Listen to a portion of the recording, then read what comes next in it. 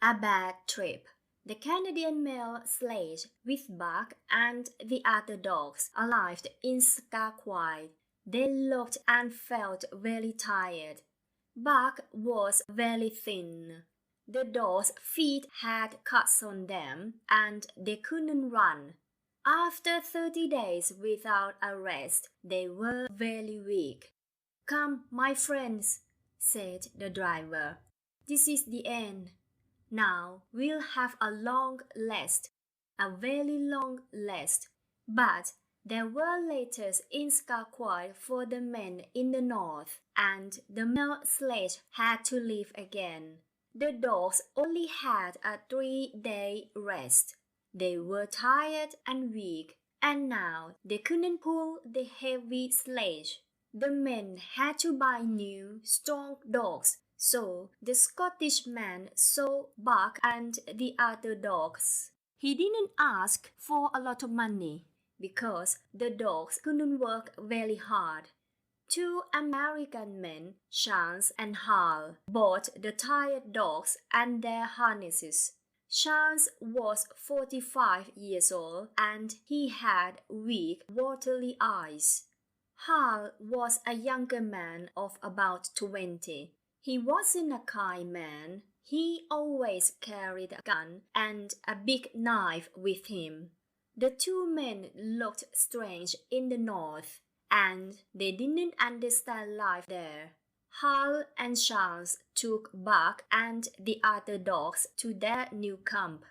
Buck saw a woman, Mercedes, and a very large sledge. Hal put the dogs into their harnesses, and the dogs waited. The men put a lot of bags and boxes onto the sledge, and it got heavier and heavier. A man walked past and looked at their sledge. "You have a very big heavy sledge there," he said to Hal. "It's too heavy. Do you really think it will move?" "Of course. Now go away," shouted Hal, and he took out his club. "March! Go! Move!" he shouted to the dogs. The dogs jumped and tried to move the sledge, but it was too heavy and they couldn't move it. "You stupid dogs! You aren't pulling hard!" shouted Hal. "I'll kill you!" And Hal started to hit the weak dogs with his club. Some men came and watched Hal. "Those dogs are tired. They want a rest," said one man. "Be quiet!" shouted Hal, and he started to hit the dogs again. Another man watched angrily. "Those poor dogs," he thought. "That man is very stupid, but I have to help those dogs." So he shouted to Hal, "Break the ice under the sledge. The dogs want to work hard, so don't hit them. Help them and your sledge will move."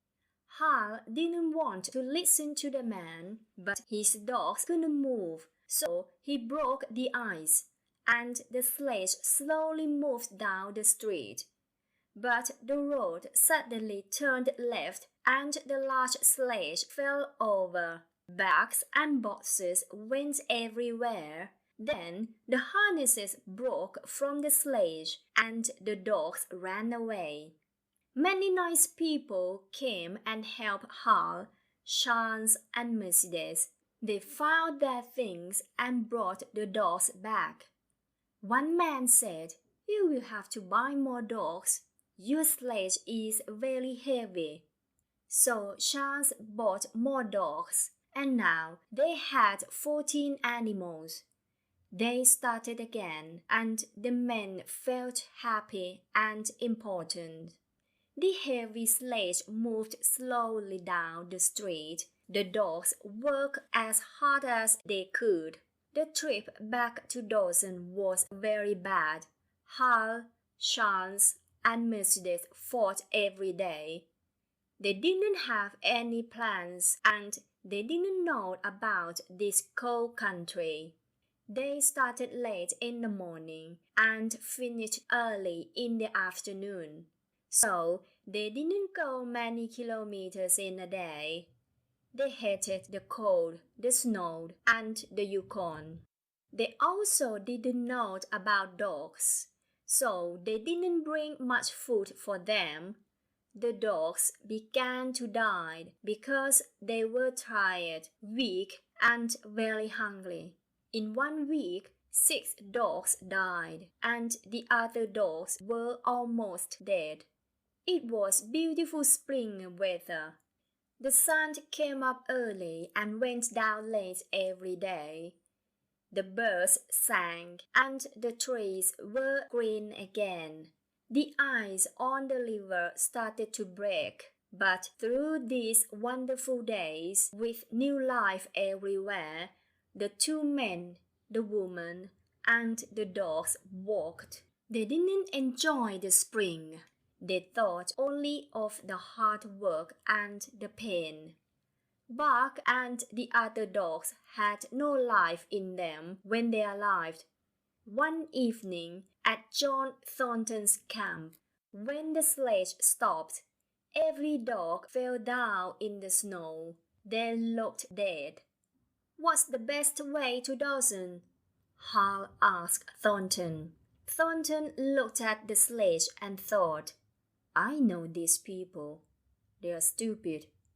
I know they won't listen to me, but I want to help those dogs."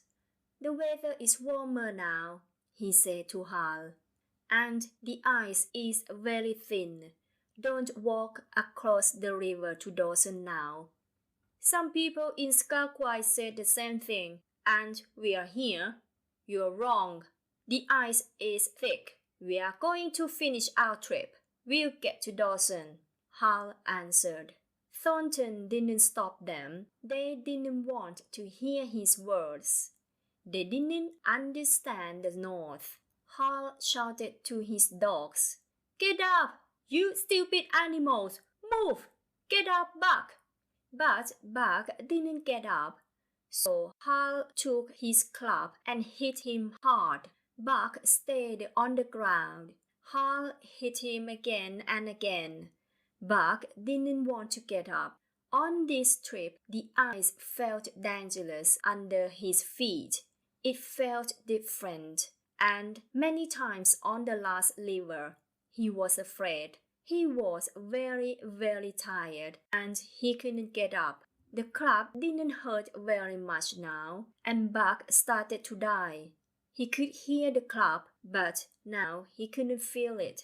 Suddenly, Thornton attacked Hal. Hal fell to the ground.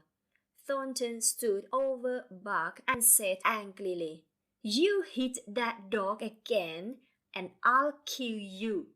"It's my dog," answered Hal. "Get out of my way or I'll kill you. We are going to Dawson, and you aren't going to stop us." Thornton stood between Hal and Buck. He didn't move. Then Hal took out his long knife, but Thornton quickly hit Hal on the hand, and the knife fell to the ground. Thornton hit Hal again. Then he took the knife and quickly cut Buck's harness.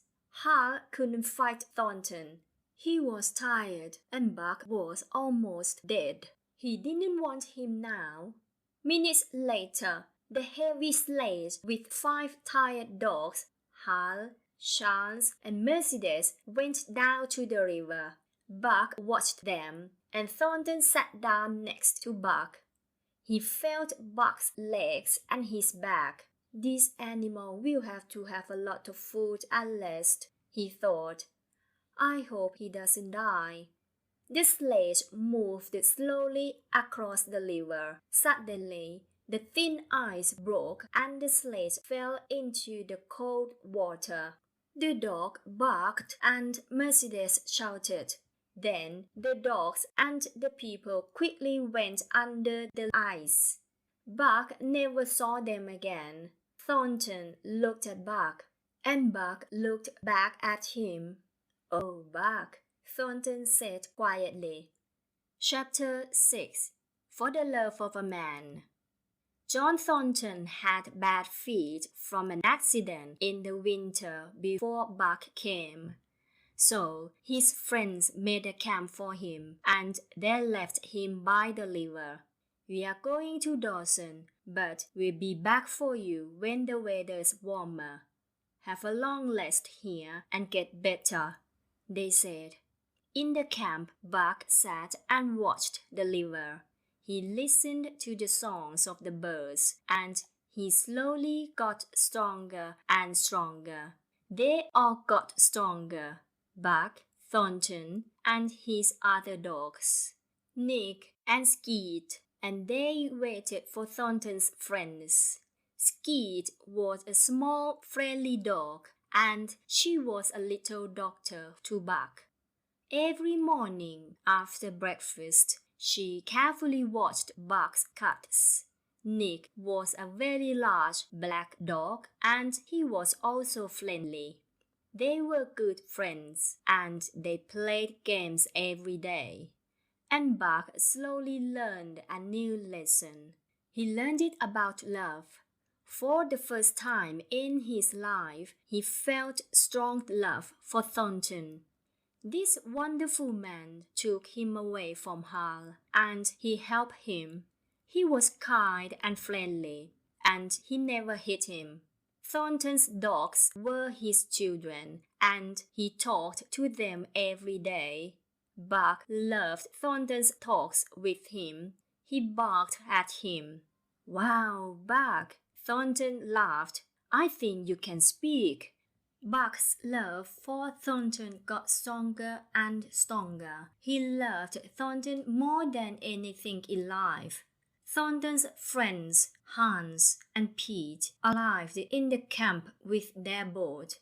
In the beginning, Buck didn't like these strange men.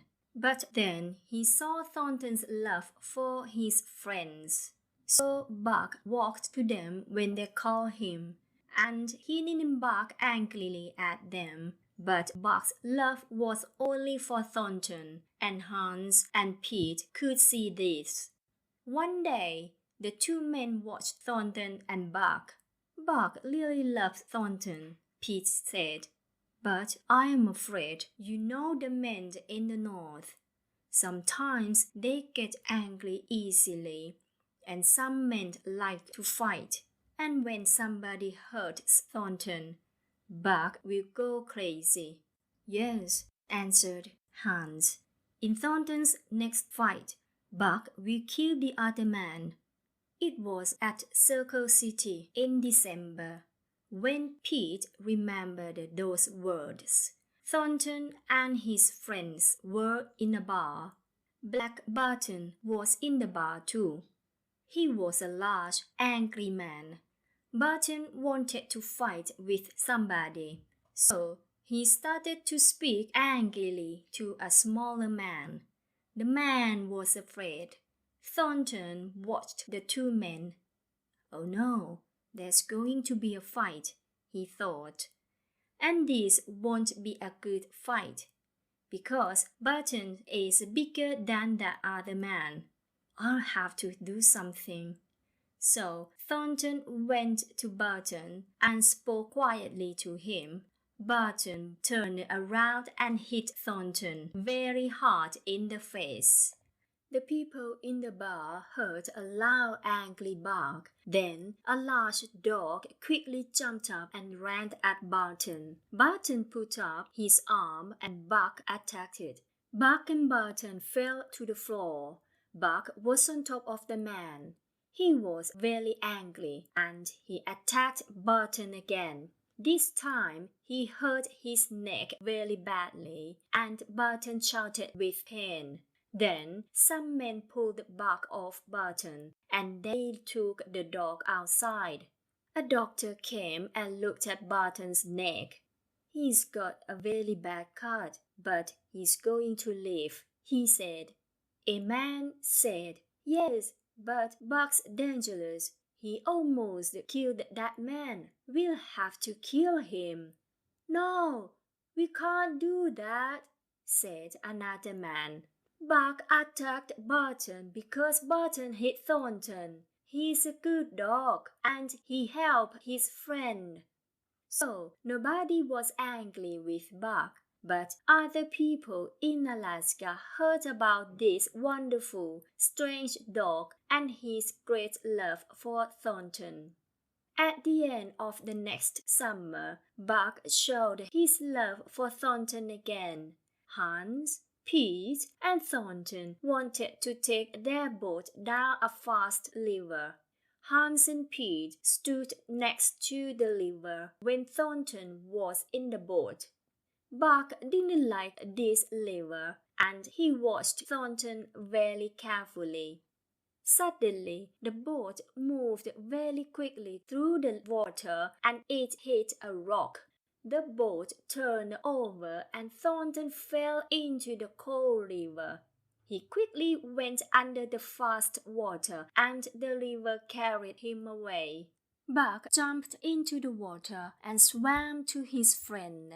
When he came near, Thornton put his arms around Buck's neck. Then Buck tried to swim to Hans and Pete.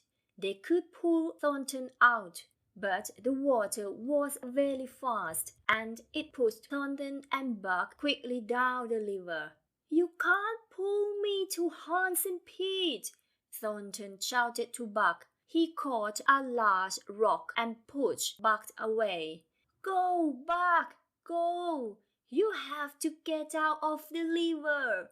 Buck didn't want to leave his friend, but he slowly swam to Hans and Pete. The two men pulled the wet dog out of the river. They had to help Thornton quickly, so they ran fast to a place above Thornton. Then they put a rope around Buck and he quickly jumped into the cold water again. But the water was too strong and it carried Buck past Thornton. Hans and Pete had to pull Buck out of the river again fast before he hit the dangerous rocks. When they got Buck out of the water, he looked dead. There was a lot of water in his nose and mouth. Hans and Pete hit the water out of him, but he couldn't see very well. "Help! Help! I'm going down!" shouted Thornton. Buck heard his friends cried and jumped up. He felt very bad, but he had to help Thornton. Hans, Pete, and Buck quickly ran back to the place above Thornton. They put the rope around Buck's neck again, and he jumped in. The water was very strong and very cold, but Buck didn't stop. Buck swam to Thornton, and Thornton caught him around his neck. Hans and Pete pulled the rope very hard, and slowly Buck and Thornton moved nearer to them. But they went under the water many times, and they hit many hard rocks. Then suddenly they were on the ground next to the river. They looked dead, and they had a lot of cuts on them. Buck couldn't move, and he couldn't open his eyes. When Thornton woke up, he wanted to see Buck. He sat up and saw his beautiful dog on the ground near him. "Is he dead?" he quickly asked Pete. "No," Pete answered. "But he's in a lot of pain and he can't walk." "Okay," said Thornton quietly. "We can't go down this river now. We'll stay here, and when Buck's well, we'll take the boat down the river again." After many weeks, Buck got better, and they all went down the river to Dawson. That winter at Dawson, Buck did another wonderful thing for Thornton. Hans, Pete, and Thornton were in a bar one afternoon with other men. Suddenly, one man said, "I have a very strong dog. I think he can pull a sledge with 200 kilos of sugar on it." Another man, Matthewson, said, "Ha! That's nothing. My dog can pull a sledge with 300 kilos of sugar on it." Now that's nothing, said Thornton. My buck can pull a sledge with 450 kilos of sugar on it. And walk 100 meters with it? Asked Matthewson. Yes, and walk 100 meters, answered Thornton coldly. Let's see this, and I'll give you $1,000, or you have to give me $1,000, okay? Said Matthewson. He put a large bag of gold on the table.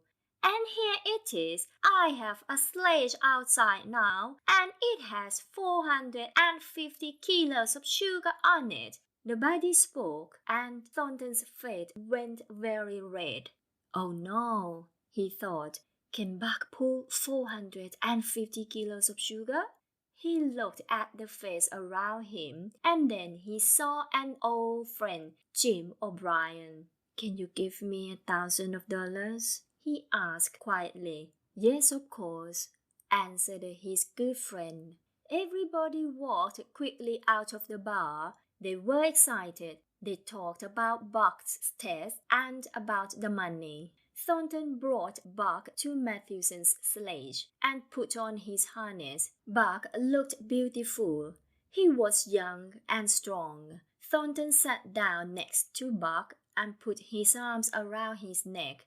Then he put his hands on Buck's face and looked into his eyes. Do this for my love, Buck. Do this for me, he said quietly. Then Thornton stood up and walked away from his dog. Now, Buck, go! He shouted. Buck jumped up and pulled hard, but it was a very difficult job. Buck pulled and pulled. Nobody spoke. Slowly, the sledge began to move. It moved 1 centimeter, and then 2 centimeters, and then it started to move across the snow.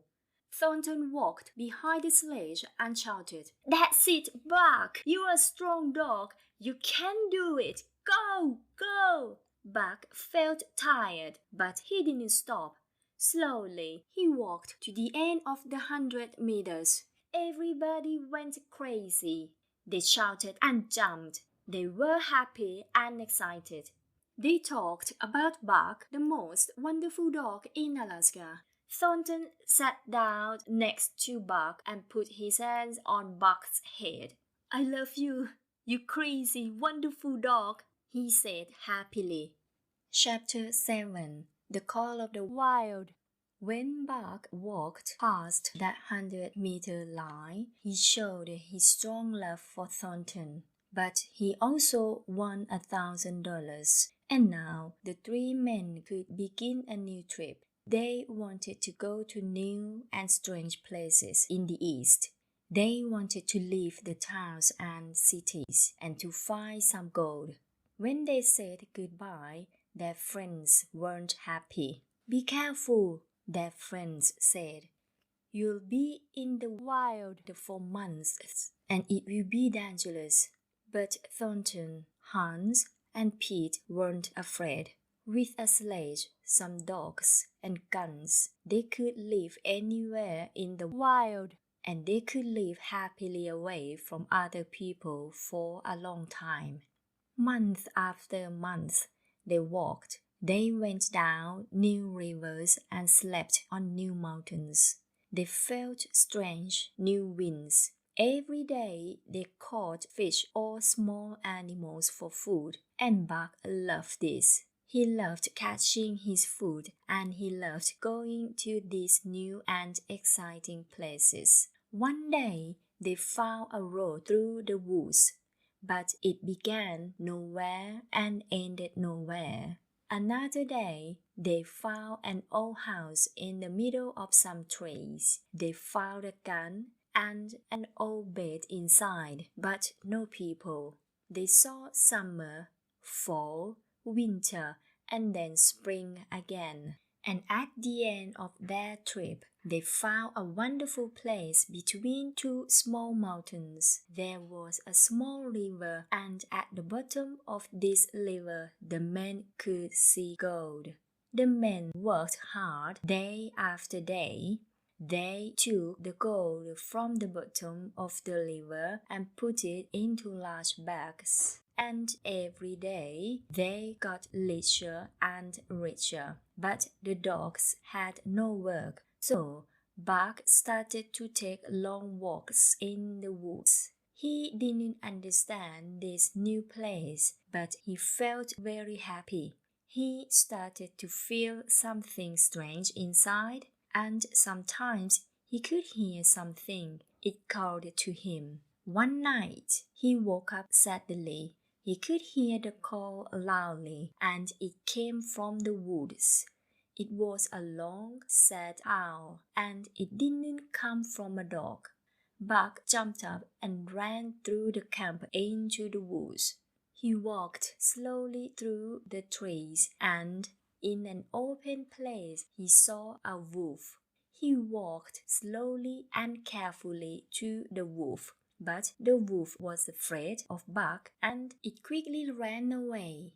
Buck ran after it and followed it through the trees. After an hour, the wolf understood.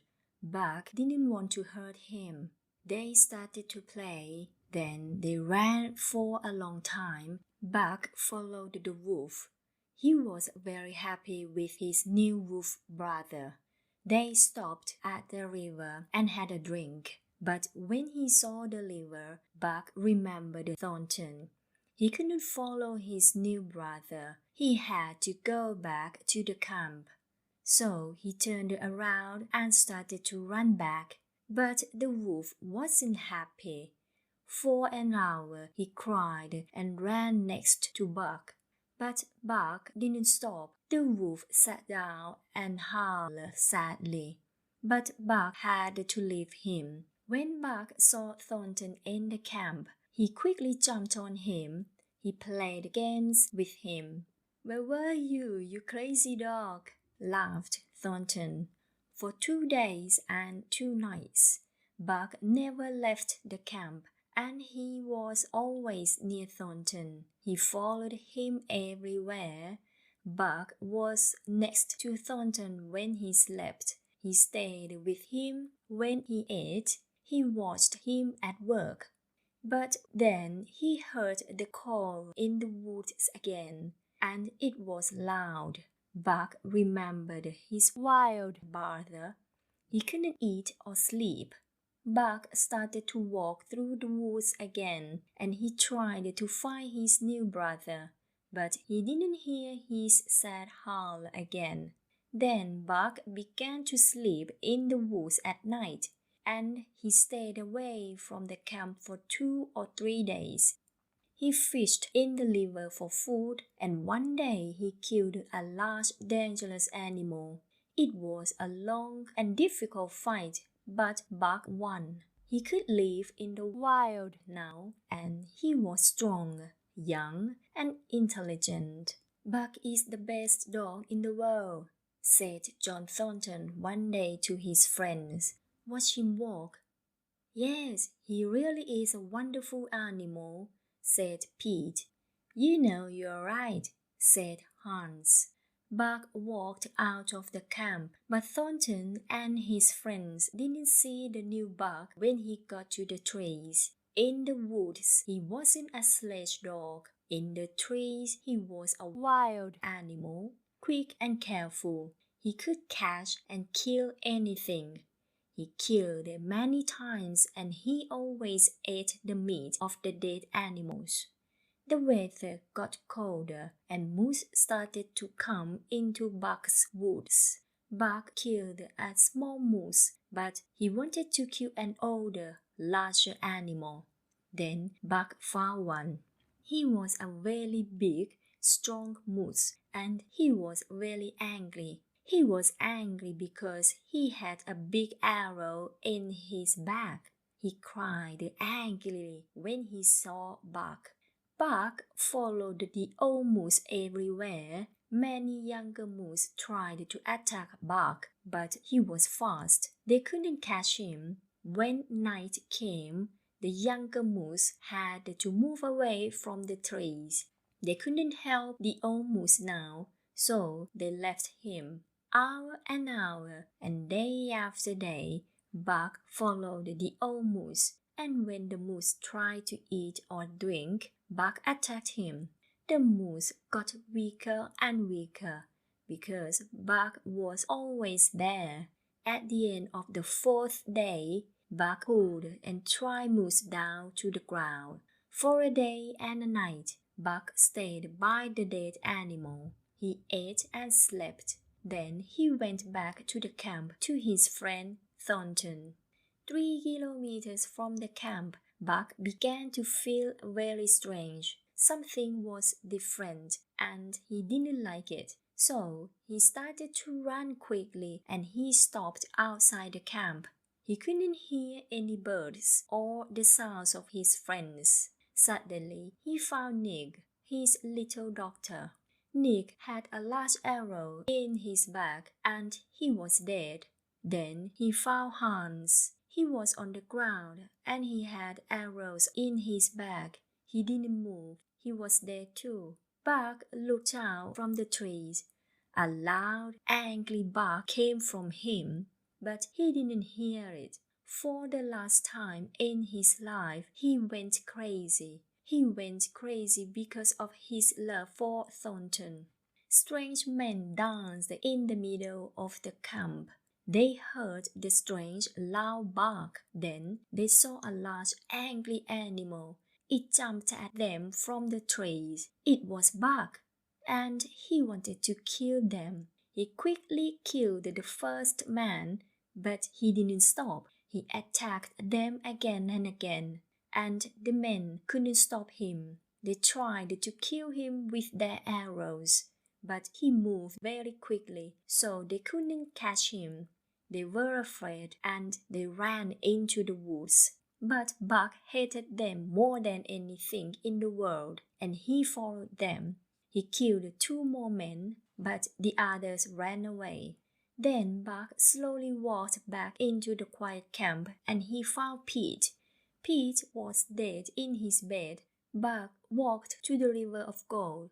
It was red now. Skeet had his front legs and his head under the water, and Thornton was also there under the water. Buck couldn't see him, but he knew John Thornton was dead. Buck stayed next to the river all day. Now he couldn't play with his friend or look into his eyes with love. Buck couldn't howl or cry. He felt very bad pain inside, and it didn't go away. But sometimes he looked away from the river and saw the dead Indians. They hurt him, and he killed them. Now he wasn't afraid of men with their clubs and arrows. Buck felt strong and dangerous. The sun went down, and the sounds of night came to him. He walked to the center of the camp and listened. It was the call, and it was strong and beautiful. And for the first time, he was ready to answer it. Buck only loved one man, Thornton, and now he was dead. Now Buck didn't want the harness or the work for men. He never wanted to live with men again. Suddenly, a lot of wolves ran into the camp. They stopped when they saw Buck. Buck was larger and stronger than they were. They were afraid. Then one wolf jumped, but Buck attacked him and broke his thin neck easily. 3 more wolves tried to attack him, but Buck attacked their necks and faces, and they quickly fell back. Then the other wolves ran at Buck and attacked him, but Buck was very strong and he fought well. They hurt him, but he didn't fall.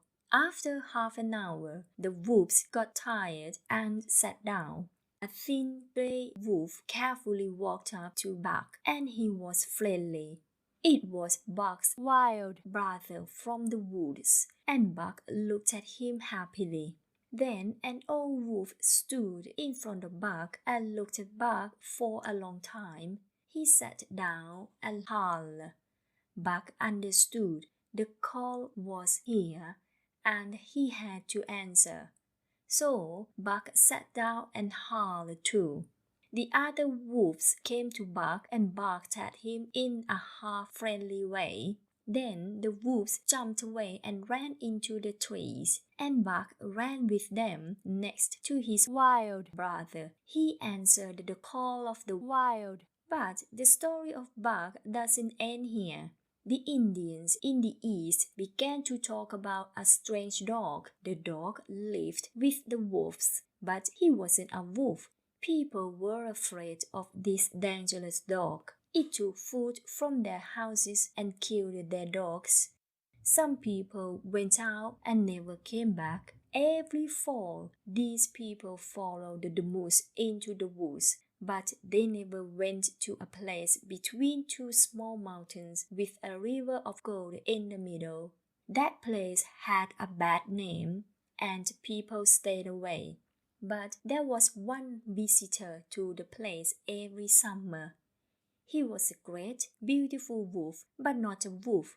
He came out of the green woods and went to the open place. He stopped next to the gold river and sat for a long time. Then he howled sadly and left. But in the long winter nights, he wasn't sad. He ran with his wild brothers and he howled happily. He sang the song of the wild. The end.